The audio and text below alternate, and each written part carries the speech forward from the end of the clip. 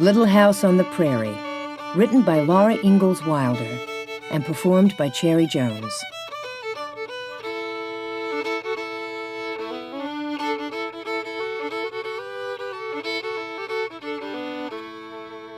Going West. A long time ago, when all the grandfathers and grandmothers of today were little boys and little girls or very small babies, or perhaps not even born, Pa and Ma and Mary and Laura and baby Carrie left their little house in the big woods of Wisconsin. They drove away and left it lonely and empty in the clearing among the big trees, and they never saw that little house again. They were going to the Indian country. Pa said there were too many people in the big woods now. Quite often Laura heard the ringing thud of an axe which was not Pa's axe, or the echo of a shot that did not come from his gun. The path that went by the little house had become a road. Almost every day Laura and Mary stopped their playing and stared in surprise at a wagon slowly creaking by on that road. Wild animals would not stay in a country where there were so many people. Pa did not like to stay either. He liked a country where the wild animals lived without being afraid. He liked to see the little fawns and their mothers looking at him from the shadowy woods, and the fat, lazy bears eating berries in the wild berry patches. In the long winter evenings, he talked to Ma about the western country. In the west, the land was level, and there were no trees. The grass grew thick and high. There the wild animals wandered and fed as though they were in a pasture that stretched much further than a man could see, and there were no settlers. Only Indians lived there. One day, in the very last of the winter, Pa said to Ma, "Seeing you don't object, I've decided to go see the West. I've had an offer for this place, and we can sell it now for as much as we're ever likely to get, enough to give us a start in a new country." "Oh, Charles, must we go now?" Ma said. The weather was so cold, and the snug house was so comfortable. "If we're going this year, we must go now," said Pa. "We can't get across the Mississippi after the ice breaks." So Pa sold the little house. He sold the cow and calf. He made hickory bows and fastened them upright to the wagon box. Ma helped him stretch white canvas over them. In the thin dark before morning, Ma gently shook Mary and Laura till they got up. In firelight and candlelight, she washed and combed them and dressed them warmly. Over their long red flannel underwear, she put wool petticoats and wool dresses and long wool stockings. She put their coats on them, and their rabbit skin hoods, and their red yarn mittens. Everything from the little house was in the wagon except the beds and tables and chairs. They did not need to take these because Pa could always make new ones. There was thin snow on the ground. The air was still and cold and dark. The bare trees stood up against the frosty stars. But in the east, the sky was pale, and through the gray woods came lanterns with wagons and horses, bringing Grandpa and Grandma and aunts and uncles and cousins. Mary and Laura clung tight to their rag dolls and did not say anything. The cousins stood around and looked at them. Grandma and all the aunts hugged and kissed them and hugged and kissed them again, saying goodbye. Pa hung his gun to the wagon bows inside the canvas top, where he could reach it quickly from the seat. He hung his bullet pouch and powder horn beneath it. He laid the fiddle box carefully between pillows where jolting would not hurt the fiddle. The uncles helped him hitch the horses to the wagon. All the cousins were told to kiss Mary and Laura, so they did. Pa picked up Mary and then Laura and set them on the bed in the back of the wagon. He helped Ma climb up to the wagon seat, and Grandma reached up and gave her baby Carrie. Pa swung up and sat beside Ma, and Jack, the brindle bulldog, went under the wagon. So they all went away from the little log house. The shutters were over the windows, so the little house could not see them go. It stayed there inside the log fence, behind the 2 big oak trees that in the summertime had made green roofs for Mary and Laura to play under. And that was the last of the little house. Pa promised that when they came to the west, Laura should see a papoose. "What is a papoose?" she asked him, and he said, "A papoose is a little brown Indian baby." They drove a long way through the snowy woods till they came to the town of Pepin. Mary and Laura had seen it once before, but it looked different now. The door of the store and the doors of all the houses were shut. The stumps were covered with snow, and no little children were playing outdoors. Big cords of wood stood among the stumps. Only 2 or 3 men in boots and fur caps and bright plaid coats were to be seen. Ma and Laura and Mary ate bread and molasses in the wagon, and the horses ate corn from nose bags, while inside the store Pa traded his furs for things they would need on the journey.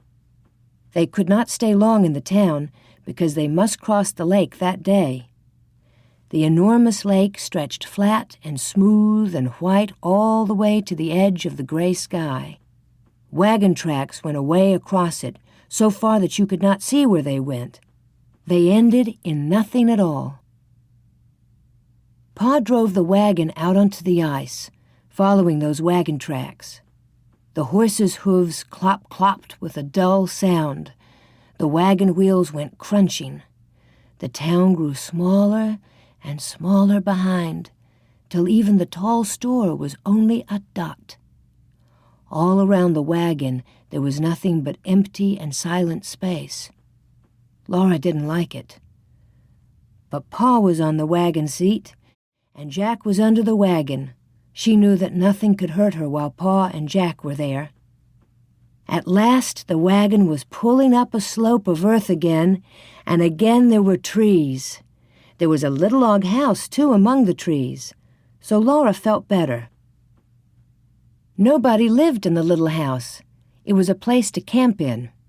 It was a tiny house, and strange, with a big fireplace and rough bunks against all the walls. But it was warm when Pa had built a fire in the fireplace.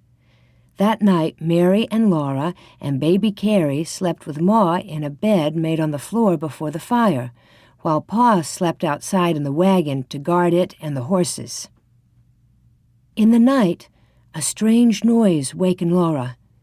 It sounded like a shot, but it was sharper and longer than a shot. Again and again she heard it. Mary and Carrie were asleep, but Laura couldn't sleep until Ma's voice came softly through the dark. "Go to sleep, Laura," Ma said. "It's only the ice cracking." Next morning, Pa said, "It's lucky we crossed yesterday, Caroline. Wouldn't wonder if the ice broke up today. We made a late crossing. We're lucky it didn't start breaking up while we were out in the middle of it." "I thought about that yesterday, Charles," Ma replied gently. Laura hadn't thought about it before, but now she thought what would have happened if the ice had cracked under the wagon wheels and they had all gone down into the cold water in the middle of that vast lake. "You're frightening somebody, Charles," Ma said, and Pa caught Laura up in a safe big hug. "We're across the Mississippi," he said, hugging her joyously. "How do you like that? Little half-pint of sweet cider half drunk up? Do you like going out west where the Indians live?" Laura said she liked it, and she asked if they were in the Indian country now, but they were not. They were in Minnesota. It was a long, long way to Indian territory. Almost every day the horses traveled as far as they could. Almost every night Pa and Ma made camp in a new place. Sometimes they had to stay several days in one camp because a creek was in flood and they couldn't cross it till the water went down. They crossed too many creeks to count. They saw strange woods and hills and stranger country with no trees. They drove across rivers on long wooden bridges, and they came to one wide yellow river that had no bridge. That was the Missouri River, Pa drove onto a raft, and they all sat still in the wagon while the raft went swaying away from the safe land and slowly crossed all that rolling, muddy yellow water. After more days, they came to hills again. In a valley, the wagon stuck fast in deep black mud. Rain poured down and thunder crashed and lightning flared. There was no place to make camp and build a fire. Everything was damp and chill and miserable in the wagon, but they had to stay in it and eat cold bits of food. Next day, Pa found a place on a hillside where they could camp. The rain had stopped, but they had to wait a week before the creek went down and the mud dried so that Pa could dig the wagon wheels out of it and go on. One day, while they were waiting, a tall, lean man came out of the woods, riding a black pony. He and Pa talked a while. Then they went off into the woods together, and when they came back, both of them were riding black ponies. Pa had traded the tired brown horses for those ponies. They were beautiful little horses, and Pa said they were not really ponies, they were Western mustangs. They're strong as mules and gentle as kittens, Pa said. They had large, soft, gentle eyes, and long manes and tails, and slender legs and feet much smaller and quicker than the feet of horses in the big woods. When Laura asked what their names were, Pa said that she and Mary could name them. So Mary named one Pet, and Laura named the other Patty. When the creek's roar was not so loud and the road was drier, Pa dug the wagon out of the mud. He hitched Pet and Patty to it, and they all went on together. They had come in the covered wagon all the long way from the big woods of Wisconsin, across Minnesota and Iowa and Missouri. All that long way, Jack had trotted under the wagon. Now they set out to go across Kansas.